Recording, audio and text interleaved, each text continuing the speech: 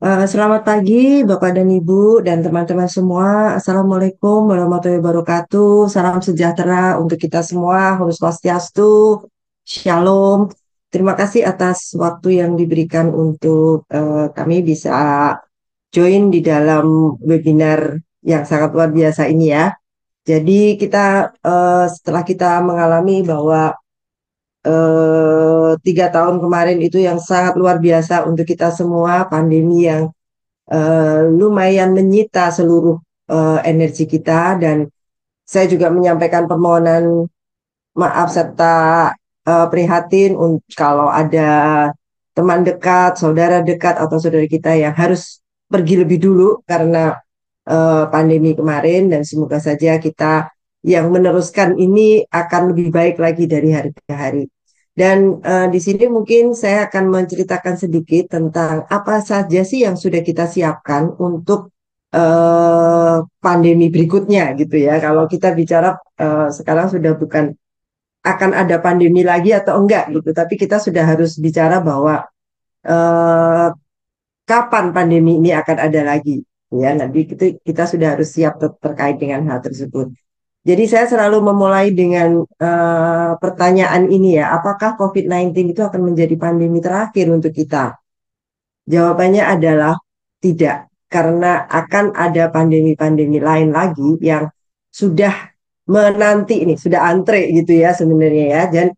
Dan kita mau tidak mau kita sudah belajar dari pengalaman kemarin, kita sudah harus siap untuk hal tersebut.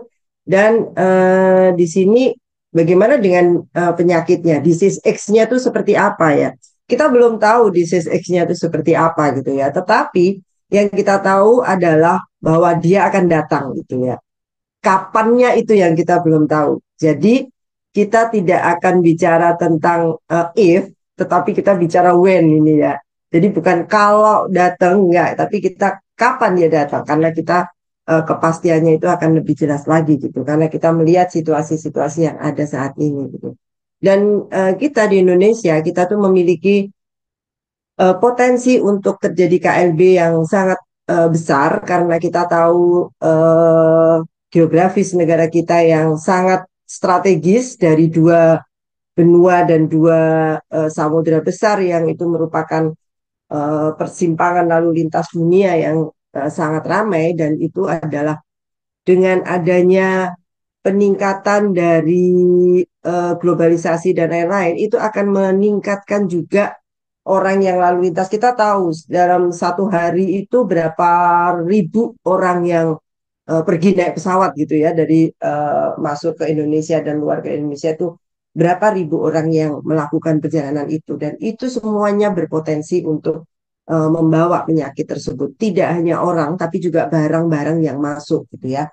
Itu juga akan mempercepat eh, timbulnya pandemi yang ada ke depannya. Dan sekali lagi saya selalu mengingatkan untuk kita perlu belajar dari sejarah, bahwa kalau katanya Winston Churchill itu kalau kita nggak nggak nggak belajar dari sejarah itu ya seperti kita masuk di dalam suatu dom untuk mengulangnya kembali, dan kita nggak mau seperti itu gitu ya. Dan seperti kita tahu bahwa kita sudah melalui perjalanan yang sangat panjang ini dari tahun ke tahun sejak tahun 80-an, dan eh, terbukti bahwa sebagian besar pandemi ataupun wabah yang terjadi itu 70% itu terkait dengan adanya penyakit zoonosis. Dan itu tidak bisa kita pungkiri lagi bahwa seluruh penyakit yang ada ini sebagian besar itu terkait dengan hewan ya. Dan kita tahu bahwa seberapa dekatnya sekarang kita tuh dengan hewan-hewan, entah itu hewan peliharaan maupun hewan-hewan liar yang ada. Karena saat ini dengan adanya pengundulan hutan dan lain-lain, nah hewannya juga mencari deketin manusia juga kan pastinya gitu.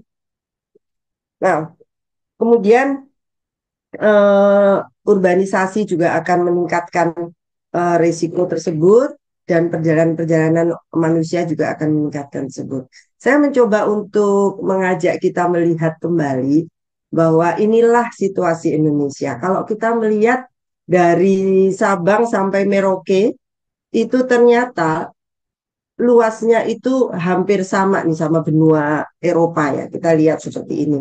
Dan lagi kita didukung dengan adanya penduduk yang lumayan banyak dan juga meskipun kita terbagi-bagi menjadi beberapa provinsi, 38 provinsi ya saat ini, dan untuk saat ini ada 514 kabupaten kota dan mungkin akan bertambah lagi dalam tahun ini. Nah, sebegitu luasnya negara kita, maka kompleksitas dan tantangannya juga pasti akan meningkat juga. Dan dari situlah maka kita perlu adanya sistem surveillance yang kuat gitu loh. Dan itu tidak bisa kita tunda lagi dan itu harus kita persiapkan. Karena kalau kita bicara pandemi yang harus dipunyai oleh sebuah negara itu adalah tiga hal ya. Yang pertama adalah kemampuan untuk mencegah, kemampuan untuk mendeteksi, dan kemampuan untuk melakukan respon. Dan ini, tiga hal ini tidak bisa dilakukan oleh satu kabupaten sendiri, tidak bisa dilakukan oleh satu provinsi sendiri, tidak bisa dilakukan oleh satu negara sendiri. Semua harus bergerak bersama-sama. Seperti kita kemarin lihat pada saat pandemi. Negara kita nggak bisa berdiri sendiri. Kita sangat tergantung sekali dengan negara-negara lain. Begitu juga negara lain juga bergantung juga pada negara kita. Jadi itu semuanya akan saling terkait satu dengan yang lain. Maka kita akhirnya juga memahami eh, apa namanya definisi dari global health security itu memang nyata-nyata memang perlu dan ada gitu ya pada saat pandemi kemarin. Itu adalah pelajaran yang sangat luar biasa untuk kita semua. Kemudian saya mencoba mengingatkan kembali tentang yang 70% dari zoonosis tadi ya. Ini adalah data yang kami kumpulkan sejak tahun 2018 sampai dengan 2024 di minggu 28. Ini adalah data kejadian luar biasa ya, kejadiannya, bukan jumlah kasusnya ya. Ini kejadiannya. Karena di dalam satu kejadian luar biasa itu kemungkinan bisa lebih dari satu kasus gitu ya. Jadi ini adalah kejadian luar biasa yang kita kumpulkan datanya sejak tahun 2018. Kalau kita bisa melihat beberapa yang menarik di sini, kalau tahun 2020, tahun 2021 tuh KLB-nya turun. Bukan berarti nanti kita pandemi aja ya, biar nggak KLB, biar bukan seperti itu ya. Tetapi ini adalah membuktikan bahwa selama ini kita itu masih mendapatkan data atau mendeteksi KLB itu dari orang-orang atau masyarakat sakit yang datang ke Vaskes. Pada saat pandemi itu kan tidak banyak orang yang datang ke Vaskes ya. Jadi itu juga diikuti juga akhirnya KLB-nya juga tidak terdeteksi di situ gitu. Nah, untuk saat ini makanya kita sekarang juga melakukan penguatan untuk surveillance berbasis masyarakat supaya kita juga bisa menangkap info-info yang ada di masyarakat. Nah, kalau di sisi lain kita bisa melihat bahwa saat ini kalau yang merah ini adalah kejadian PD3I. Kejadian PD3I sempat menurun ya Bu, pada tahun 2019, tetapi kita melihat angkanya sudah mulai meningkat ini dari tahun ke tahun. Ya, dari ke tahun ke tahun kejadian KLB-nya sudah mulai meningkat dan hal ini juga disebabkan karena adanya akibat dari penurunan eh, cakupan imunisasi yang terjadi pada saat pandemi itu. Nah, ini akibatnya sudah bisa kita lihat pada tahun-tahun belakangan ini dari tahun 2022 sampai 2024 ini. Kita bisa ngelihat ya Mas Erwannya ini baru minggu 28 aja sudah hampir menyamai tahun kemarin. Ini kita harus waspada banget. Yang kedua yang mungkin harus kita lihat kembali adalah yang warna hijau tua. Warna hijau tua itu adalah zoonosis. Saya tadi menyampaikan bahwa 70% pandemi itu terjadi karena zoonosis. Nah, ini kita bisa melihat bahwa angkanya semakin lama semakin naik ini. Kalau kita bandingkan antara tahun 2023 dengan 2019 dan 2018, angkanya itu sangat meningkat tajam. Dan kita melihat pada tahun 2024 baru minggu ke-28, baru bilang setengah tahun ini ya, angkanya sudah hampir-hampir mirip ini, mau menyamai 2023. Dan inilah yang harus kita waspadai. Kita tidak bisa hanya menunggu saja, tetapi apa yang harus kita lakukan, langkah apa yang harus kita perkuat untuk hal tersebut.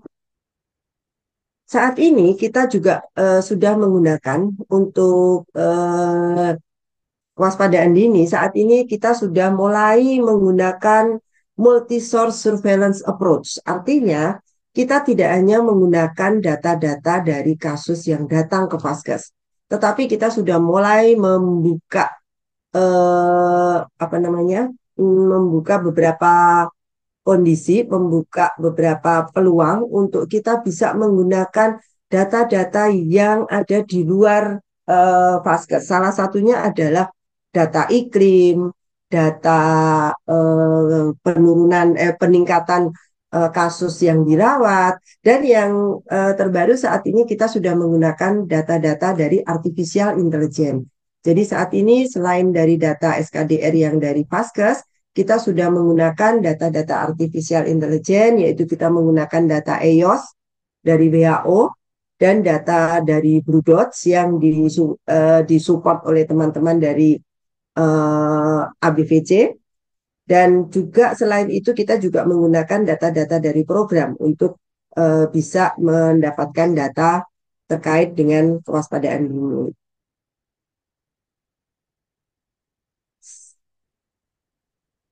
Nah, terkait dengan penyakit apa saja yang kita pantau di dalam dengan menggunakan sistem yang ada. Saat ini kami di Kementerian Kesehatan menggunakan sistem informasi yang disebut sebagai SKDR atau sistem kewaspadaan dini dan respon yang sudah kita gunakan sejak tahun 2015 ya.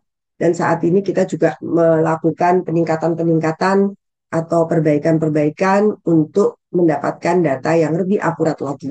Di sini kita melihat bahwa di SKDR itu kita memantau 24 penyakit. 24 penyakit itu terdiri dari 17 penyakit yang wajib dipantau yang ada di Permenkes 1501 dan ditambahkan dengan beberapa penyakit lain yang menimbulkan potensi KLB yang direkomendasikan oleh Menteri Kesehatan.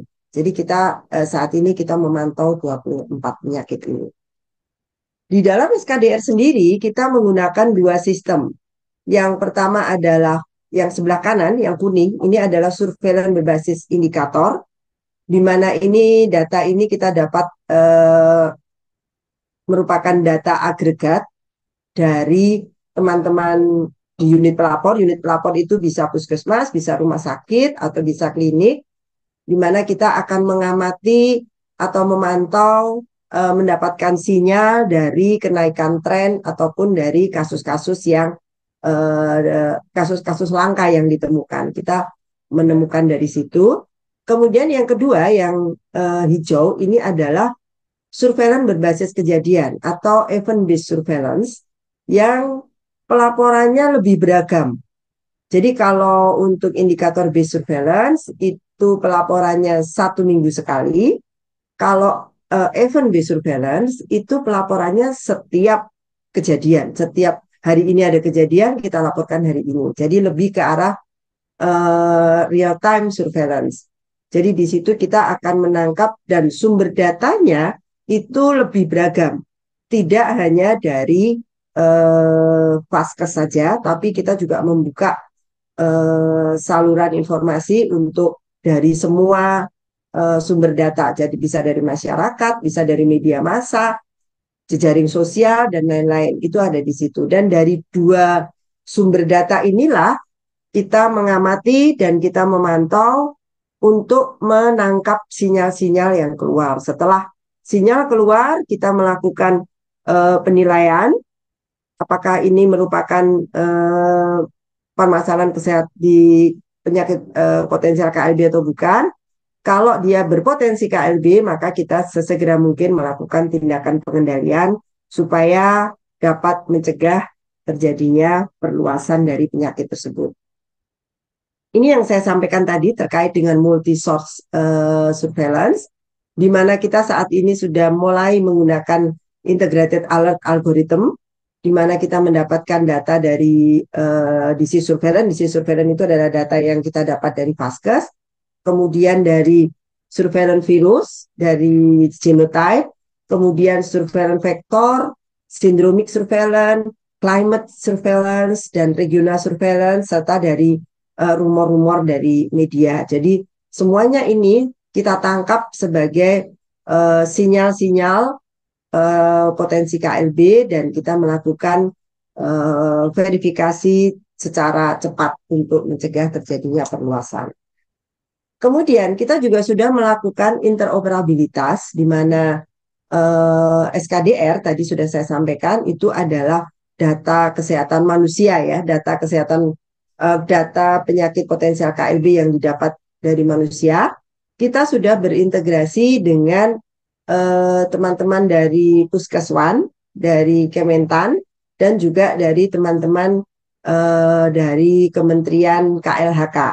Jadi kita sekarang mulai menyambungkan sinyal-sinyal yang ada di SKDR dengan sinyal-sinyal yang ada di Isiknas dari Puskeswan, dari Sehat Satli itu yang dari KLHK untuk menangkap 4 penyakit atau 4 suspek penyakit yang berpotensi KLB dari zoonosis, yaitu avian influenza, rabies, antraks, dan leptospirosis.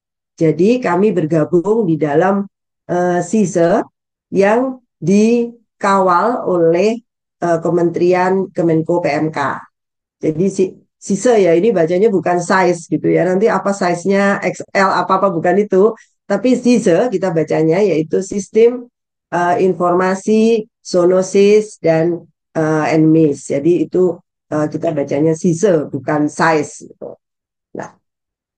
Nah, terkait dengan data dari event-based surveillance, kita bisa melihat bahwa 54% kejadian dari event-based surveillance sudah ini masih dilaporkan dalam waktu lebih dari 24 jam.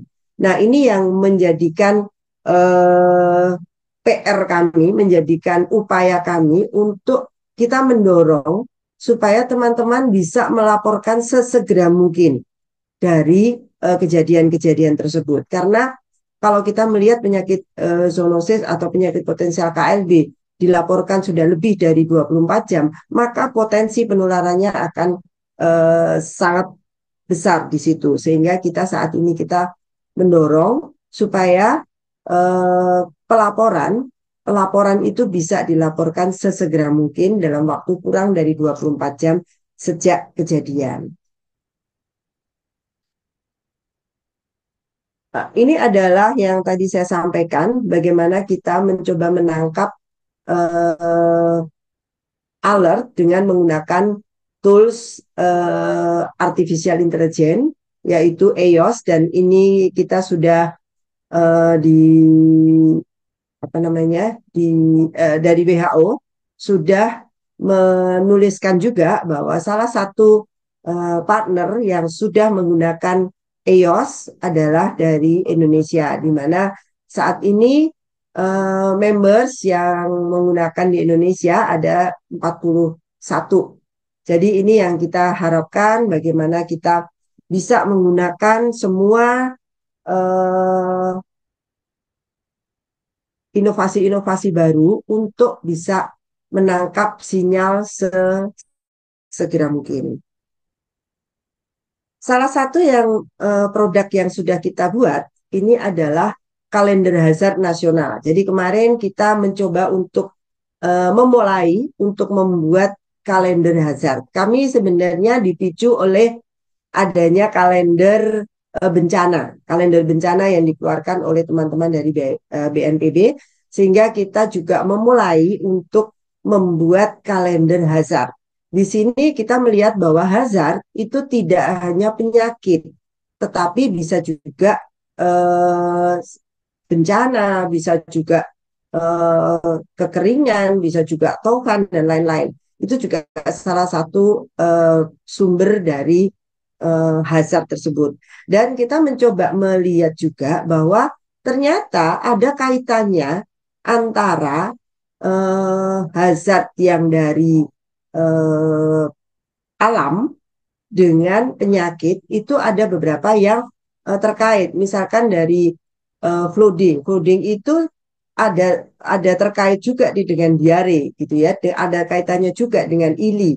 Ada kaitannya juga dengan penyakit-penyakit yang disebabkan karena vektor, dengue, chikungunya, malaria. Dan kalender ini sebenarnya adalah alat yang bisa digunakan oleh teman-teman di daerah untuk melakukan intervensi. Saya contohkan misalkan dengue ya. Dengue di sini kalau kita lihat angkanya itu mulai meningkat sekitar bulan November nanti. Nah, di sini intervensi sudah harus dilakukan sebenarnya kalau kita mau PSN. Mau PSN itu kapan ya? Harusnya PSN ya seluruh seluruh waktu ini kita lakukan PSN. Kalau PSN itu baru kita gerakkan pada bulan Oktober atau mungkin bulan November, maka sudah terlambat itu karena kejadiannya sudah banyak, vektornya sudah kemana-mana gitu ya. Jadi itu fungsi dari penggunaan kalender dasar itu adalah untuk kita juga menyiapkan strategi-strategi untuk intervensinya. Nah, dari beberapa hal itu, mungkin kita bisa melihat bahwa untuk menghadapi suatu suatu pandemi atau mempersiapkan diri pada pandemi, ada beberapa hal yang harus kita siapkan dan juga ada beberapa hal yang merupakan kelemahan kita semua. Yang pertama adalah sistem pengawasan untuk mendeteksi wabah. Sistem pengawasan untuk mendeteksi wabah sudah ada, tetapi kadang tidak dipergunakan secara maksimal. Nah, itu yang harus kita perkuat dari seluruh lini gitu ya. Kemudian jaringan laboratorium. Jaringan laboratorium yang di Indonesia nggak kurang deh kayaknya laboratorium. Tetapi bagaimana jejaringnya antar laboratorium? Karena laboratorium ini sangat-sangat berguna untuk diagnosis penyakit secara akurat dan juga untuk melakukan identifikasi patogen baru. Ini yang seringkali kita lewat. Penyakitnya sudah datang, baru kita memahami bahwa ini ada kita butuh. Nah, sekarang patogen-patogen baru itulah yang harus kita detek sebenarnya, harus kita dapatkan, harus kita mendapatkan info-info terkait hal tersebut. Kemudian pengembangan tenaga yang ada di garis depan, yang mampu untuk melakukan identifikasi, melacak dan mengatasi sumber wabah. Kita punya tools, kita punya sistem informasi. Tetapi kalau tenaganya tidak siap, tenaganya tidak capable, kita juga akan sia-sia saja tools-tools yang sudah ada itu. Nah, disitulah sebenarnya kita butuhkan tenaga-tenaga yang mampu memahami terkait epidemiologi penyakitnya, terkait dengan analisis datanya, kemudian terkait dengan bagaimana kita mengenal penularan-penularannya, dan lain-lain. Dan itu sebenarnya salah satunya juga kita sudah mulai mengembangkan atau memperluas pendidikan epidemiologi ataupun juga epidemiologi lapangan. Saat ini kita di Indonesia sudah ada 7 universitas yang mengampu pendidikan FETP, Field Epidemiology Training Program. Salah satunya ada di UGM. Jadi kita sih berharap sebenarnya universitas-universitas ini bisa digunakan atau pendidikan FETP ini bisa digunakan untuk mendidik adik-adik kita untuk bisa mempunyai kapasitas yang bagus untuk epidemiologi di lapangan. Selain itu juga kita juga memperkuat juga tenaga-tenaga yang sudah bekerja yang saat ini ada di kabupaten kota. Jadi FETP itu ada tiga tahapan ya.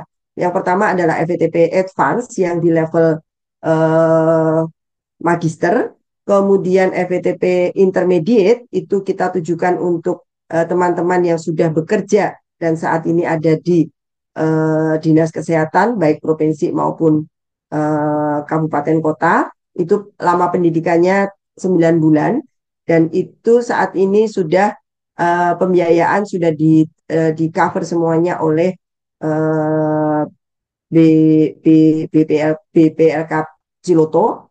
Dan itu teman-teman belum banyak yang menggunakan itu. Jadi saya juga berharap nih teman-teman juga bisa menggunakan itu, dan ada juga FVTP yang kita siapkan untuk tenaga-tenaga yang ada di unit pelapor atau ada di Vaskes yang kita sebut sebagai FVTP frontline, dan itu sudah tersedia juga untuk pendidikannya. Jadi itulah yang satu lagi, sistem manajemen dalam kedaruratan.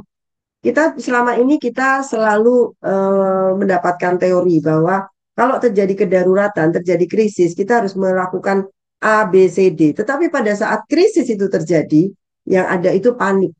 Nah, disitulah kita membutuhkan kemampuan untuk bagaimana kita melakukan sistem manajemen pada saat darurat dan bagaimana mengkoordinir upaya respon pada saat krisis itu terjadi. Nah, karena terkait dengan kebutuhan-kebutuhan itu, maka kita melakukan webinar series tentang Global Health Security ini, yang tujuannya adalah untuk memberikan informasi dan pengetahuan mengenai pentingnya melakukan kesiapsiagaan terhadap pandemi di berbagai level, dari nasional hingga ke daerah. Kemudian juga memberikan informasi dan pengetahuan mengenai inovasi-inovasi, baik yang masih ide-ide maupun yang pernah diimplementasikan dalam kaitannya untuk memperkuat upaya pencegahan, deteksi, dan respon KLB dan wabah. Jadi mungkin nanti ada beberapa topik-topik tentatif yang sudah kita sediakan, tapi di luar ini pun kita juga masih membuka peluang kalau memang ada beberapa topik yang dibutuhkan di luar dari ini, kita akan menyesuaikan. Jadi mungkin itu yang bisa saya sampaikan, Mas Irwan, dan sekali lagi saya mengingatkan bahwa pandemi, next pandemi itu pasti datang, dan sesegera mungkin kita harus memikirkan apa yang harus kita pikirkan, karena dia akan datang lebih cepat daripada yang kita pikirkan. Mungkin itu, terima kasih. Wassalamualaikum warahmatullahi wabarakatuh.